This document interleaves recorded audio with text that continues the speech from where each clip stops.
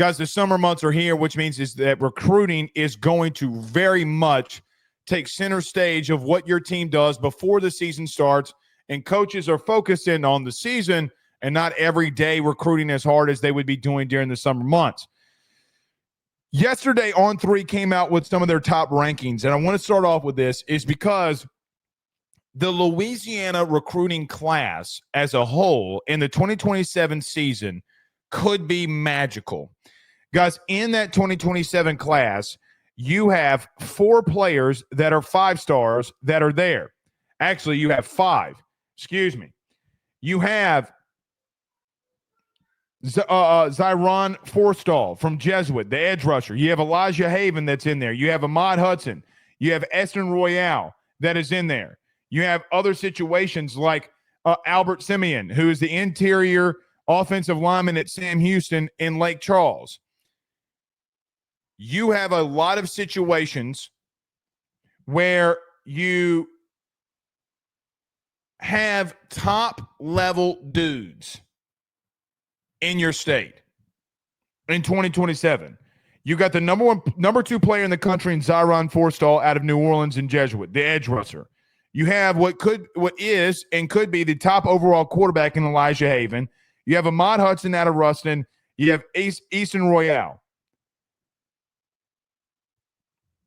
Guys, that's 4 premier dudes in your state. 4. And I know that LSU, for what it's worth, has been in situations in the past where they've gotten in this big money showdown for recruits that for high school guys, LSU has not necessarily put their foot down and said, enough is enough. We're not losing X, Y, and Z. Now, Forstall is a dude, guys, you lost Jakeem Stewart. I could understand the justification of not paying what USC paid a guy like him to go to USC. I can understand that. But, guys, you can only get away with that excuse for so long. When you have a generational in-state class like this, you cannot miss. You can't. Now, if you do, it's not the end of the world. If you go 3 for 4, it's not the end of the world. Guys, you cannot miss. The truth of it is, at least 2 of those dudes are going to massively pan out for you. For sure, they're going to pan out for you. Even if you're hitting at a 50% clip. You have a quarterback in that class that people believe maybe, and if your evaluation says this, and I'm not even talking about Houston, the other quarterback, if you believe that Elijah Haven is that dude, you, especially inside of your own state, that not on a religious basis produces that high level of quarterbacks that is in your own hometown, you cannot lose him. It's the Bryce Underwood situation. The only difference is that kid plays in Baton Rouge. That is the difference. The last time that you had 4 5-star dudes in your state was 2001 was the one that I remember. Now, people that covered the sport before me, they may remember some other seasons and some other years. Guys, this is generational for your state. You got to lock it down. You must lock it down. You also must be willing to get in those games when it comes about money for those kids if it comes to it. You must. You must. It's not, guys, what has LSU done so far in recruiting?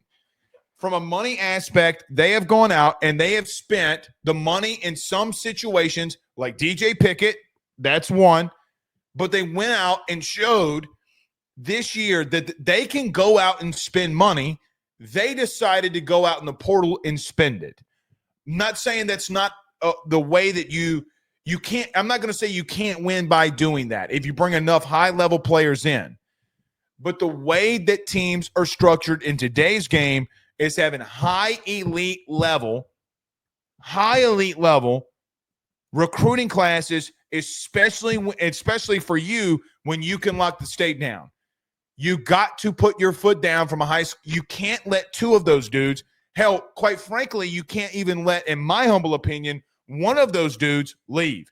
You must do what you have to do. Now, is there always circumstances and situations in recruiting that come up? Maybe one of those young men don't want to play inside the state. That's well or good. Anything can happen there.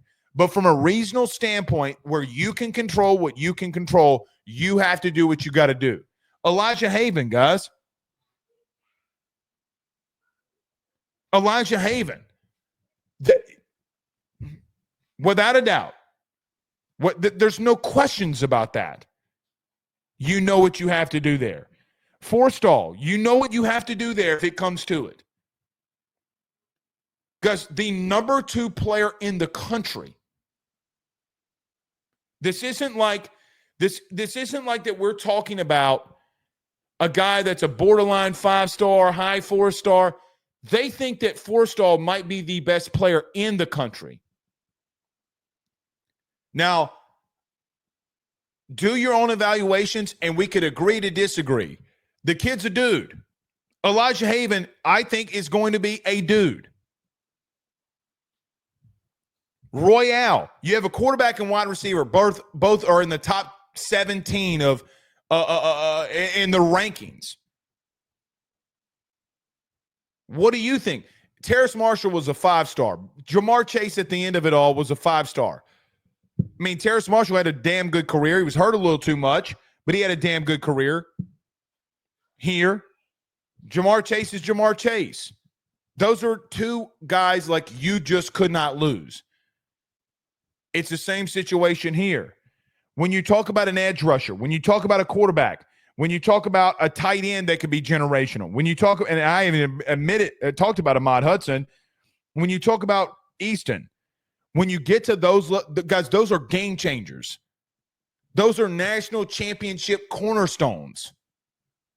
So when you look at the 2027 class, which, guys, is a long way away, and we might not even mention them. This might be the last time that we mention that 2027 class until next summer from a high level of what we're talking about right now. Guys, you got to take care of business there. You got to take care of business.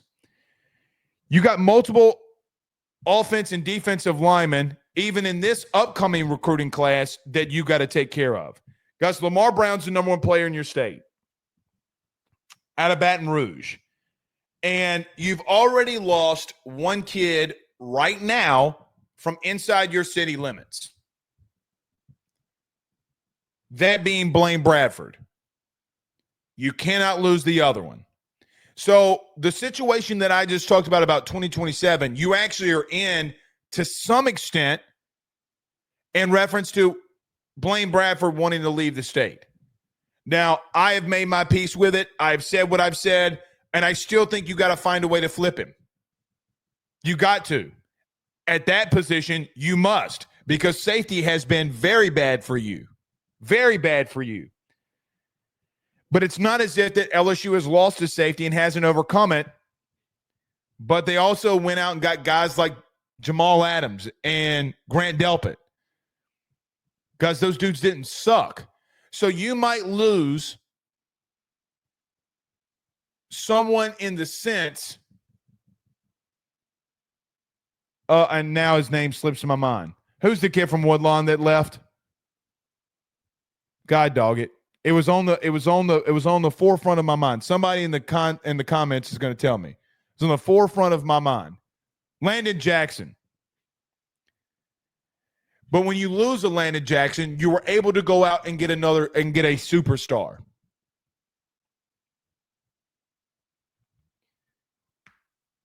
Guys, you gotta land Lamar Brown. You gotta land Blaine Bradford and flip him. Bo Bentley, who is from Salina, Texas, the 4-star quarterback who's going to be making his decision, is down to his final 2, is going to be visiting LSU on May the 30th. Guys, you got to go get him. You didn't get a high school quarterback in the last class. Now, I don't think at quarterback anymore that it is of massive need.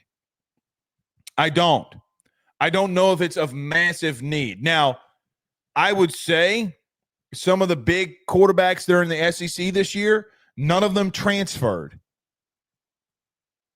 Like Arch Manning's never transferred. DJ Lagway, Garrett Nussmeier in the SEC for sure, never transferred. Because the guy I'm pointing behind me did in the last Heisman Trophy winner that you had, and Jane Daniels is a transfer. I don't know if that situation is daunting. What I will say is that you still got to recruit that position and let the kid leave. You can't just not recruit and not develop from within. You could get away with it, I guess, because you got Elijah Haven there, right? But I'm not doing that. You can't do that. You got to develop from within, and you got to recruit from within. Trenton Henderson will be making a visit on May the 30th. J.J. Finch, a defensive lineman. Guys, you are going over and going after a lot of big names in this class. I will tell you this, and the title of tonight's episode was, Are They Gearing Up? Guys, what are you going to do? What are you going to do? What are you prepared to do with high school recruiting? Because you're big enough of a brand where you're just going to have to start spending the money. Now, the house settlement case, which we talk about a lot, maybe that relieves some of the burden when it comes to some of these finances. But NIL is still a massive thing. And you got to pay to play. You're not going to get every one of them, but some of these kids you got to go and get. You got to go and get. Darius Gray is a 5-star interior offensive lineman. You got to go and get. Now, on 3, you're the number 2 recruiting class. And last year, that was a heavily weighted on the sense that you had 2 5-stars. The number 1 player in the country in Bryce Underwood and the number, I think, 28 player in Cade Phillips who flipped to Texas. Those 2 dudes were massive for your class and massive needs for you. You have a situation where maybe a year ago you weren't ready to perform. And all of these kids can flip. And I get that. But from a financial commitment, unless you get into a Bryce Underwood or Jakeem Stewart type of situation, you got to lock it down, and you got to lock it down early. Got an edge rusher at 6'3", 240 pounds, who people think is the best player in the country. Elijah Haven, a quarterback in your own hometown, Baton Rouge and New Orleans, or where they're from. You cannot lose those battles. Every time that LSU has won a natty, they have won those battles when they needed to. Jamar Chase.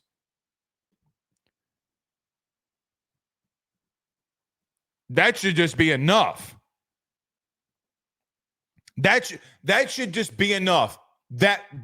Those 2 words for one player. It should be enough. Derek Stingley.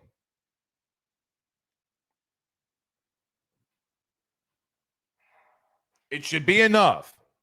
But it's a new age and new era of recruiting, and I get it. Look, there are some other big names that are out there. Zayden Crimpin, who is the interior offensive lineman. He will be here next week, about 10 days from now, May the 31st.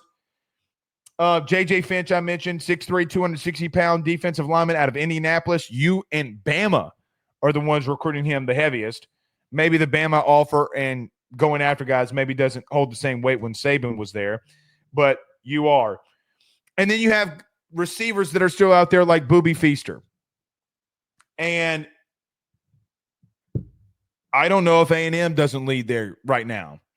So you have some high leverage guys in the 25 class you can still go after. You have some high leverage guys that are all in the state of Louisiana in that 27 class. I haven't even brought up a guy that transferred, but moved, and a guy like Jermichael Garrett who has committed to Auburn that you can flip and was coming down to you in Auburn before he came to Louisiana. Flip him. You're already after him. Because you want to build your team from within. You got to build your team from within. And if you do that, that's where you're structured. So, massive recruiting classes coming down the pipe inside the state of Louisiana, and you got to hit on them. You got to hit on them and develop them. It's a must. Because if you don't, because Aaron Anderson was a 5-star in Louisiana before he went to Bama. Because he was your best receiver last year. Can he take that next step is a big question. Anyway, all right. Alexander Taylor says LSU makes the playoffs this year. I'm sure it'd be more people donated to the collective. Oh, BK's got to get to the playoff for that to happen. He's got to get to the playoff for that to happen. Without a doubt. Without a doubt, he does. I don't even think that that's a hot take, because people are not going to want to give if they spend all that money and you don't get there. But it's an every year thing, man. It's an every year thing. And that is unfortunate. We'll see how I think the House settlement case will relieve some of the pressure on the money that will be spent. But guys, Texas is going to spend $40 million on a roster this year. $20 million from the collective and $20 million from TV revenue. $40 million. I don't think it exceeds 50 when it's all said and done, because money's going to talk and bullshit's going to walk, and you got to play the game. You just don't have a choice, and you cannot be scared to make a massive financial commitment and for our high school players. You guys, you're going to have to do it. Are some situations different? Yeah. Yeah, every one of them's different. But you have to make the determination that you're going to lock it down, and you got to do that here. You got to do that here.